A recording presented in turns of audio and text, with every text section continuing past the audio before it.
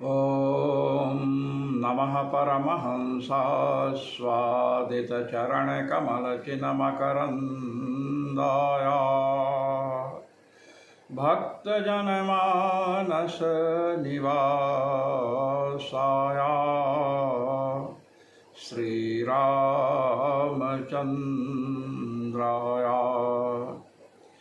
यत्र यत्र रघुनाथकीर्तनं तत्र तत्र कृतमस्तकाञ्जलिं बाष्पवारि परिपूर्णलोचनं मारुतिं नमत राक्षसान्तकम् सीतानाथसमारम्भां रामानन्दार्यमध्यमाम् अस्मदाचार्यपर्यन्तां वन्दे गुरुपरम्परां वन्दे गुरुपरम्परां सर्वेश्वर श्रीरघुनाथो विजयते तराम। कठोपनिषद का व्याख्यान चल रहा था, जिसमें यह बतलाया गया कि प्रत्यगात्मा न तो शरीर है, न मन है, न बुद्धि है। अब बतला रहे हैं कि प्रत्यगात्मा के स्वरूप को हम किसी बाह्य इंद्रिय से नहीं जान सकते हैं। भगवान के स्वरूप को हम नेत्र से, घ्राणेन्द्रिय से, श्रोत्रेंद्रिय से और रसनेन्द्रिय आदि जितनी भी इंद्रियाएं हैं, उनमें किसी भी इंद्रिय के द्वारा हम परमात्मा के स्वरूप को नहीं जान सकते हैं। हम कठोपनिषद के द्वितीय अध्याय की 6ठी वल्ली में 10वें मंत्र का व्याख्यान करने हेतु प्रस्तुत हैं। तो आएं। न सन्दृशे तिष्ठति रूपमस्य न चक्षुषा पश्यति कश्चनैनम् हृदा मनीषा मनसाभिक्लिप्तो या एतद्विदुरमृतास्ते भवन्ति। जो आत्म तत्व को किंवा परमात्म तत्व को जानते हैं, जिन्होंने आत्म तत्व का साक्षात्कार कर लिया है, ऐसे लोग अमृत अर्थात अविनाशी हो जाते हैं। जब तक आत्मा का साक्षात्कार नहीं हुआ है, तब तक जन्म मरण के चक्र में जीव फंसा रहता है। जन्म भी होता है, मृत्यु भी होती है शरीर को लेकर के। कह रहे हैं कि ये जो आत्मा है, न सन्दृशे तिष्ठति रूपमस्य। सन्दृशे सम्यक जो दर्शन है, जैसे आप नेत्रों से घट का पट का दर्शन करते हैं, कर्णेंद्रिय से शब्द का श्रावण प्रत्यक्ष करते हैं, घ्राणेन्द्रिय से गंध का घ्राणज प्रत्यक्ष करते हैं और श्रोत्रेंद्रिय से शब्द का श्रावण प्रत्यक्ष करते हैं, घटपट का स्पर्शन प्रत्यक्ष भी करते हैं। तो यहाँ पर भगवती कठोपनिषद बतला रही हैं कि साधकों, परमात्मा का रूप घट आदि की भांति सम्यक दर्शन में नहीं आ सकता है। क्यों नहीं आ सकता है? क्योंकि रूप, रस, गंध ये सब प्राकृत वस्तुएं हैं। इन प्राकृत वस्तुओं को, रूप को देखने के लिए चक्षुरेंद्रिय चाहिए, रस का ज्ञान करने के लिए रसनेंद्रिय चाहिए, किंतु ऐसी बात परमात्मा में नहीं है। परमात्मा प्रकृति से परे हैं, अभौतिक हैं, अप्राकृत हैं। इसलिए अप्राकृत जो परमात्मा है, प्रकृति की समस्त वस्तुओं से भिन्न जो भगवान हैं, उनका रूप सम्यक ज्ञान का विषय नहीं हो सकता है, यथार्थ ज्ञान का विषय नहीं हो सकता है। अब इसी बात को बतला रहे हैं, न चक्षुषा पश्यति कश्चनैनम।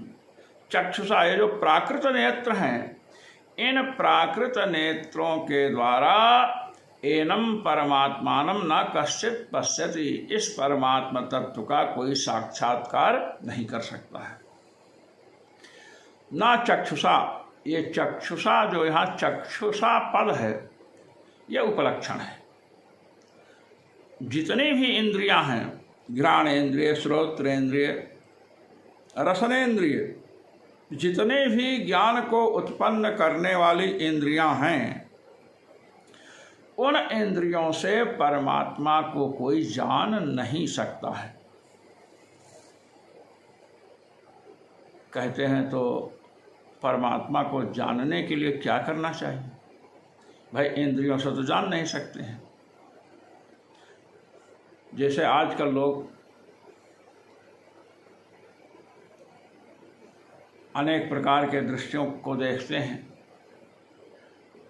अनेक प्रकार की वस्तुओं को देख करके उसके विषय में ज्ञान प्राप्त करते हैं, सुन करके ज्ञान प्राप्त करते हैं। ऐसा परमात्मा तत्व नहीं है। परमात्मा तत्व को यदि जानना है तो कैसे जाने? तो कह रहे हैं, हृदय मनीषा मनसा विकृप्तो।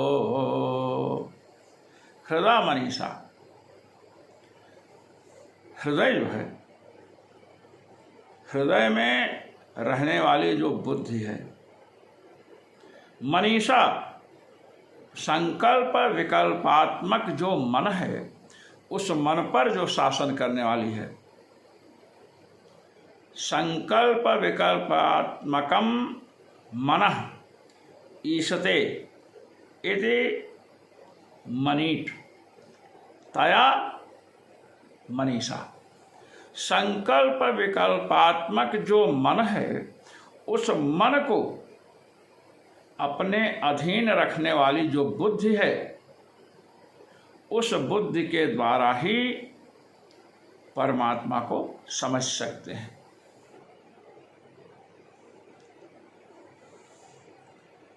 देखिए, श्री महाभारत में भगवान व्यास ने इसी मंत्र को कुछ भिन्नता लेकर के प्रस्तुत किया है। क्या? न सन्दृशे तिष्ठति रूपमस्य न चक्षुषा पश्यति कश्चनैनम। ये तो उपनिषद का मंत्र है, कठोपनिषद का। ये ज्यों का त्यों रख दिया। उसके बाद क्या लिखते हैं? भक्त्या च धृत्या च समाहितात्मा ज्ञानस्वरूपं परिपश्यति हो। मानो हृदय मनीषा मनसाभिकृप्तो या एतद् विदुरमृतास्ते भवन्ति। इस पंक्ति का व्याख्यान भगवान व्यास कर रहे हैं। भक्त्या च धृत्या च समाहितात्मा, भक्ति से और धृति, धृति माने बुद्धि, जिसकी बुद्धि भक्तिमयी है, भक्ति तो भगवान के प्रति हो, और धृति माने बुद्धि भी लगाएं, भगवान के स्वरूप का मन से चिंतन करें। तो मन से चिंतन कर रहे हैं तो बुद्धि क्या है? भगवान में लगी हुई है। इसलिए कह रहे हैं भक्त्या च धृत्या च समाहितात्मा, भक्ति के द्वारा। और धृति का अर्थ एक अर्थ धैर्य भी होता है। भक्ति हो और धैर्य हो।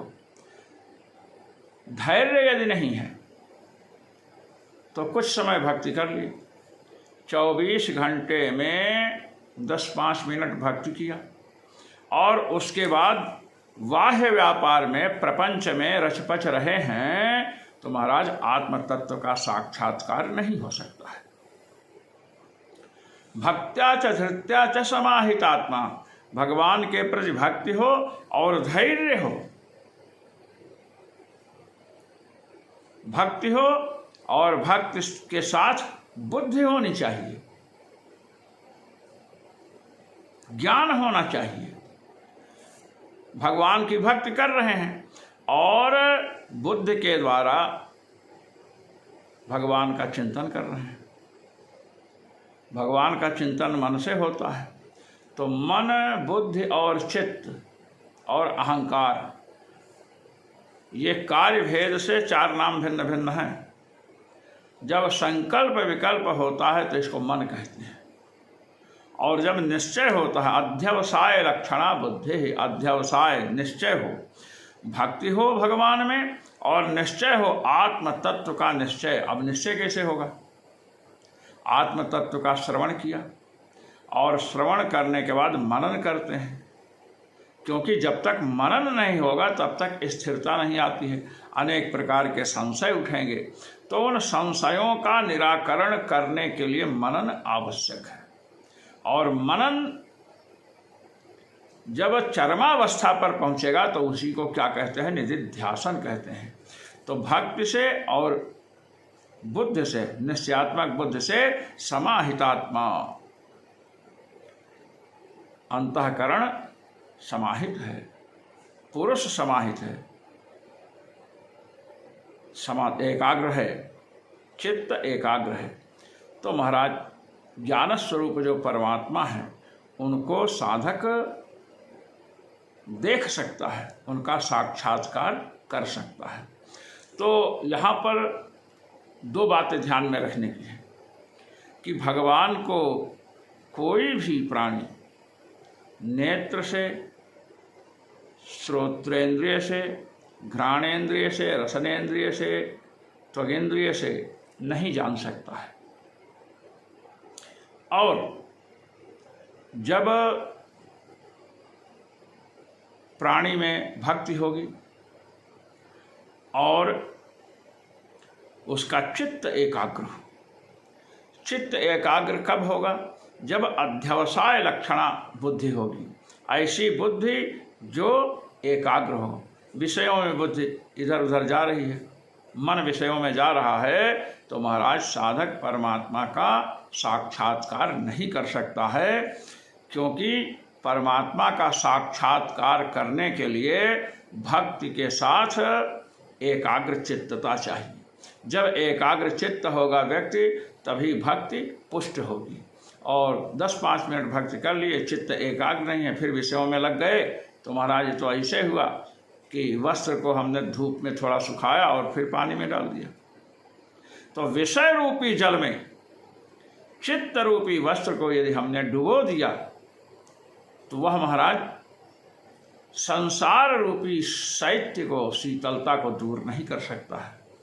इसलिए भगवान व्यास कहते हैं भक्त्या च धृत्या च समाहितात्मा ज्ञान स्वरूपम परिपश्यति हो।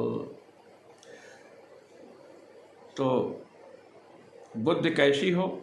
संकल्प विकल्प रूप मन को अपने अधीन रखने वाली हो। अर्थात हम जो विषयों का संकल्प करते हैं, संकल्प विकल्प विषयों के विषय में करते, वो नहीं होना चाहिए।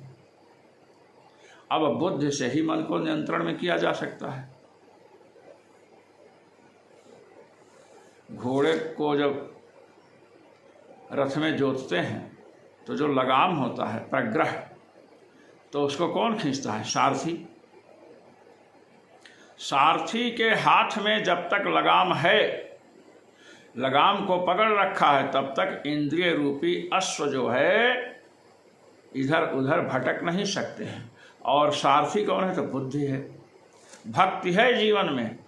किंतु यदि बुद्धि रूपी सारथी ने इंद्रिय रूपी अश्वों का प्रग्रह अर्थात लगाम को नहीं पकड़ रखा है, लगाम क्या है? मन है।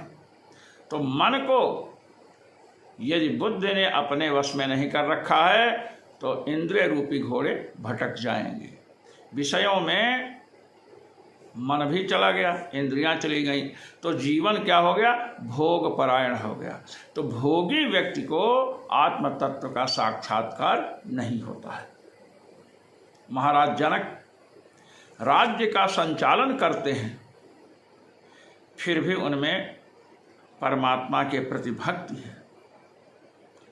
और बुद्धि कैसी है? मन को नियंत्रण में रख रखी है, चिंतन करते हैं, मन को विषयों में नहीं जाने दे रहे हैं। तो मन जब विषयों में नहीं जाएगा तो इंद्रियां प्रवृत्त नहीं होंगी विषयों में। तो विषयों से इंद्रियों को हटाने के लिए मन को विषयों से खींचना पड़ेगा। और मन को कौन खींचेगा? तो निश्चय लक्षणा जो बुद्धि है। इसलिए कहा भक्त्या च धृत्या च समाहितात्मा। और उपनिषद, कठोपनिषद में भी कहा हृदय मनीषा। मनीषा का अर्थ है संकल्प विकल्पात्मकम मनः इष्टे इति मनीट। तया मनीषा, विकल्पात्मक मन को जो वश में रखने वाली है, ऐसी बुद्धि हो। अब इसी से सब कुछ कह दिया।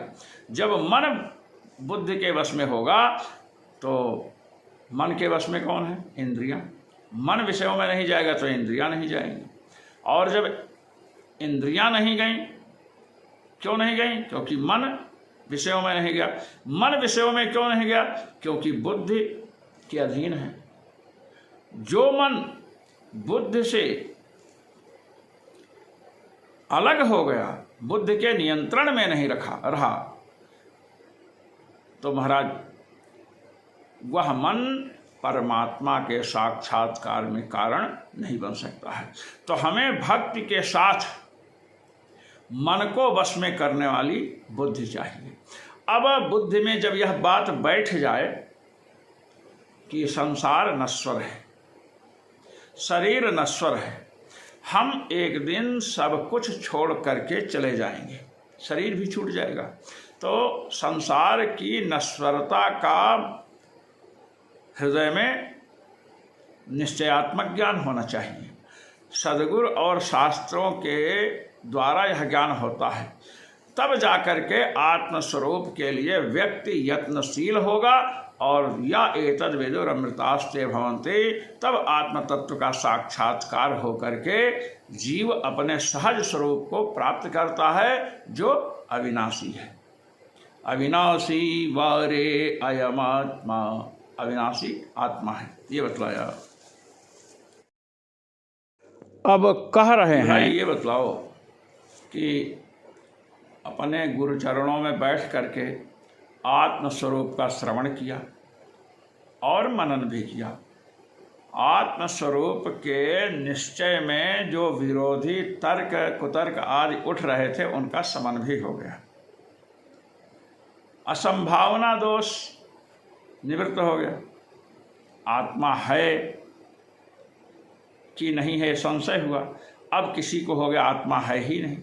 जब गुरुदेव के मुख से आत्म तत्व का श्रवण किए तो असंभावना दोष निवृत्त हुआ मनन करने से। अब इतना सब कुछ होने के बाद भी यदि मन ही एकाग्र नहीं है, निश्चय कर ले, बहुत से साधक हैं जिन्होंने सद्गुरु के चरणों में बैठ करके आत्म तत्व परमात्मा तत्व का श्रवण किया, मनन भी करते हैं। मनन करने के बाद कुछ समय मनन किए और उसके बाद फिर चित्त जो है इधर उधर भटकने लगा, प्रपंच में या आश्रम में या अन्य विषयों में, शब्द रूप रस गंध स्पर्श किसी में भी। तो महाराज जब चित्त एकाग्र नहीं हुआ तो महाराज ये भगवत विषयणी बुद्धि होने में सबसे बड़ा प्रतिबंधक है। क्योंकि भगवत विषयणी बुद्धि में शब्द रूप रस गंध स्पर्श इनका साम्राज्य न हो, बुद्धि विषयों में न जाए, मन विषयों में न जाए, इसके लिए महाराज प्रयास करना पड़ेगा। ये नहीं कि भगवान की कृपा से सब हो जाएगा। भगवान की कृपा से सब होगा, किंतु हमें प्रयास करना चाहिए। जो लोग केवल भगवान की कृपा का नाम लेकर के प्रयास से विमुख रहते हैं, भगवान उनकी सहायता नहीं करते हैं। भगवान का नाम जप रहे हैं, भगवान मंत्र का जप कर रहे हैं, गुरुजनों की सेवा कर रहे हैं, समाज सेवा कर रहे हैं, तो महाराज ऐसे जो लोग हैं वे लोग अंतःकरण शुद्ध होगा।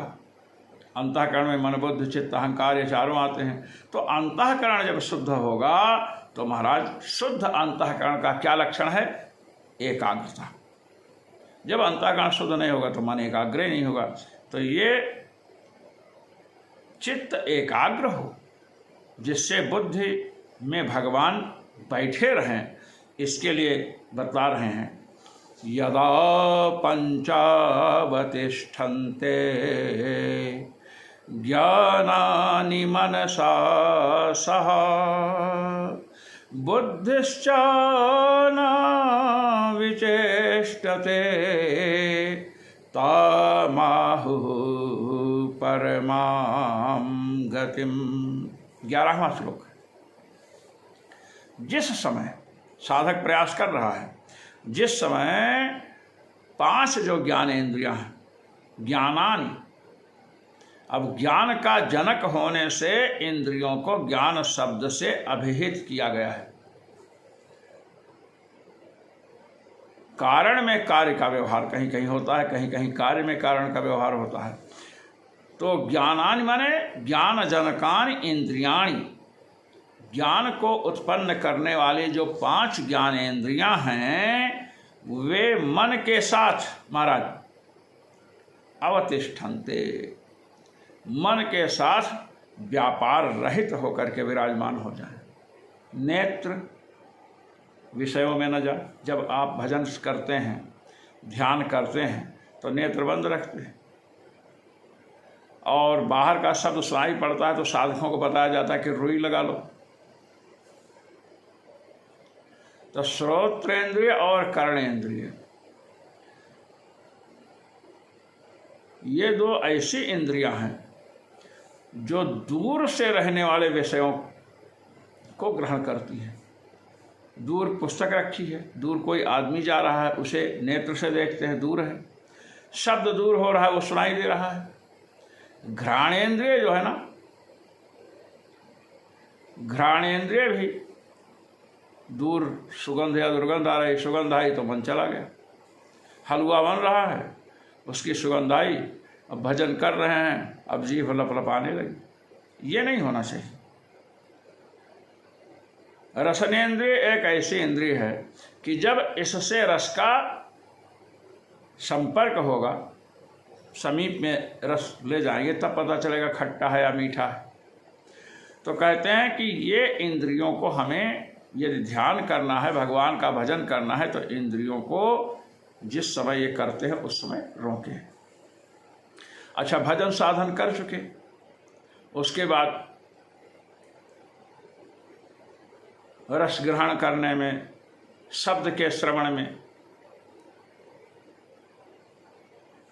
सुंदर रूप देखने में, या बहुत से लोग एपिसोडें देख करके समय बिताते हैं। ये सब जो बातें हैं ना, ये साधना के लिए विघातक हैं, बाधक हैं।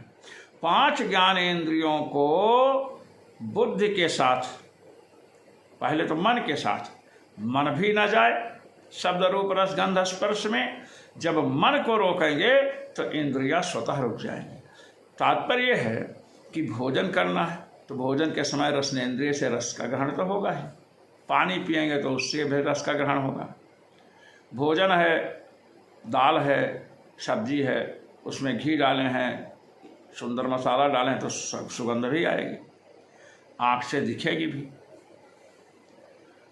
तो शरीर यात्रा के लिए जो आवश्यक है वो तो ग्रहण ही करना पड़ेगा, किंतु अब हम उसी में लग जाएं, भोगों को भोगने में। तो भोगा न भोक्ता वयमेव वो भोक्ता, भोग नहीं भोगा गया, भोगों ने हमें ही भोग लिया।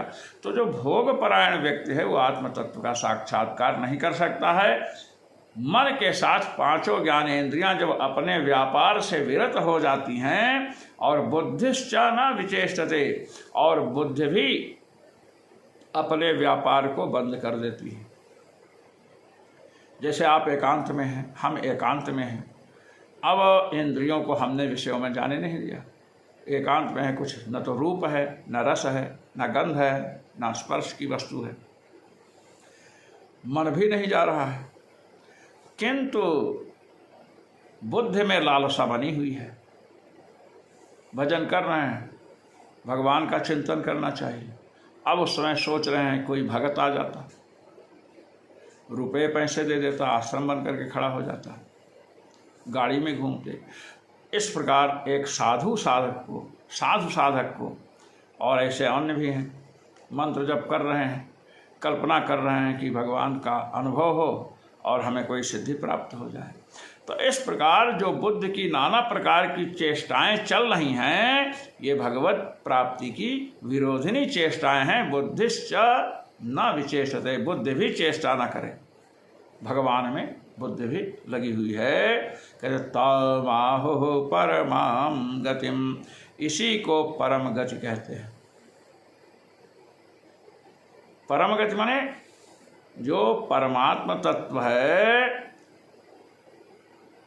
उसके साक्षात्कार करने में ये क्या है, साधन है। तो परमात्म तत्व का साक्षात्कार करने के लिए साधन को अपनाना चाहिए। जब हम भोजन करते हैं तो भोजन करने का जो साधन है, भोजन को पकाने का साधन है, भोजन पक गया उसके बाद भोग लगा दिए तो थाली में रखेंगे, भोजन हाथ से उठाएंगे, सब भोजन करने के साधन हैं। तो साधन चाहिए, भोजन ऐसे तो मुंह में नहीं घुस जाएगा। तो महाराज परमात्मा तत्व ऐसे आकर के हृदय में सन्निविष्ट नहीं हो जाता है, उसके लिए साधन चाहिए। देवर्षि नारद ने प्रहलाद जी की माता कयाधु को भक्ति तत्व का उपदेश दिया, प्रहलाद को लक्ष्य करके। जैसे अभिमन्यु को माँ के उदर में ही चक्रव्यूह की बातें समझ में आ गईं, इसी प्रकार प्रहलाद जी को भक्ति तत्व का ज्ञान प्राप्त हुआ। तो महाराज ये जो ज्ञान प्राप्त हुआ है सदगुरु के द्वारा, जो कृपा हुई है, उसके बाद इन्होंने क्या किया? प्रहलाद जी ने भगवान नाम का जप करते थे, विषयों का चिंतन नहीं करते थे। पिता ने विरोध किया, स्वयं पढ़ाने वाले षंड और मर्क ने भी विरोध किया। तो इतना प्रतिबंधक उपस्थित होने के बाद भी उन्होंने भगवत भजन का प्रयास नहीं छोड़ा। लोग कहते हैं कि हमारे जीवन में तो बहुत भजन में प्रतिबंधक आ रहा है। प्रहलाद जी के जीवन में जितना भजन में प्रतिबंधक आया, इतना आपके हमारे जीवन में आया आज तक? और प्रहलाद जी ने भगवान से कभी भी नहीं कहा कि हमारे प्रतिबंधकों को दूर कर दीजिए, भजन करते रहे। समुद्र में डुबोया गया, आग में जलाया गया, पहाड़ से नीचे ढकेला गया। एक साधक के जीवन में आप देखिए कि उसके शरीर को नष्ट करने के लिए नाना प्रकार के उपद्रव किए गए, फिर भी उन्होंने उपासना नहीं छोड़ी, भगवत भजन नहीं छोड़ा। और अंत में महाराज भगवान नरसिंह रूप में प्रकट होकर के संपूर्ण विघ्न स्वरूप असुरों का वध किए, उनके पिता को मार दिए। तो प्रतिबंधकों का विनाश और भगवत साक्षात्कार, इसमें कोई विशेष अंतर नहीं हुआ समय का। भगवान ने दर्शन भी दिया और प्रतिबंधकों का विनाश भी किया। तो साधक को साधक के जीवन में जो भजन साधन आते हैं, वे भजन साधन साधक के जीवन में जो विघ्न आते हैं, वो विघ्न कब तक चलेंगे? लोग समझते हैं विघ्न अब दूर हो जाएगा, अब दूर हो जाएगा। विघ्न दूर भी हो सकता है, नहीं भी दूर हो सकता है, किंतु प्रहलाद जी की भांति यदि हम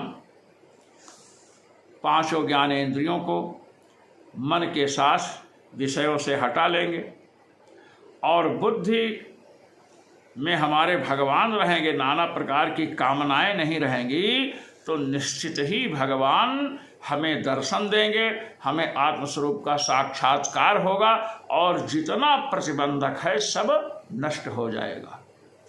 प्रतिबंधकों की आत्यंतिक निवृत्ति होती है भगवत साक्षात्कार के बाद।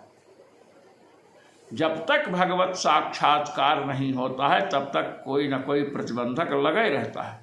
शरीर मिला है कर्म के अनुसार, इसलिए भगवत साक्षात्कार का साधन क्या है कि विषयों से इंद्रियों को हटाया जाए और मन को भी हटाया जाए, मन से विषयों का चिंतन न किया जाए। और इतना होने के बाद यदि बुद्धि में नाना प्रकार की कल्पनाएं चल रही हैं, अनेक साधक हैं जो विषयों से मन को हटा लिए हैं, इंद्रियों को भी हटा लिए हैं, किंतु संसार की बड़ी बड़ी कामनाएं हैं, हम सर्वज्ञ हो जाए, हम ऐसे हो जाए, वैसे हो जाए, संसार में हमारा नाम हो जाए। तो इस प्रकार जो बुद्धि की चेष्टा चल रही है, इससे जो है भगवत साक्षात्कार नहीं होगा। जब यह चेष्टा भी रुक जाए, इंद्रियों को रोका, मन को रोका और उसके बाद बुद्धि को रोका, इंद्रियां अंतर्मुखी हो गई, मन अंतर्मुखी हो गया और बुद्धि भी अंतर्मुखी हो गई। अब समझ लीजिए कि भगवत साक्षात्कार होगा। और ये नहीं कि 10 मिनट के लिए अंतर्मुखी हो गए, उसके बाद दिन भर जो है प्रपंच करते रहे, ये साधन बतलाया गया। जो मनीषी महानुभाव कठोपनिषद के पाठ में सम्मिलित होते हैं, उन सभी मनीषी महानुभावों को सर्वेश्वर श्री रघुनाथ जी की ओर से अनंत अनंत आशीष और मेरी ओर से सादर सप्रेम जय।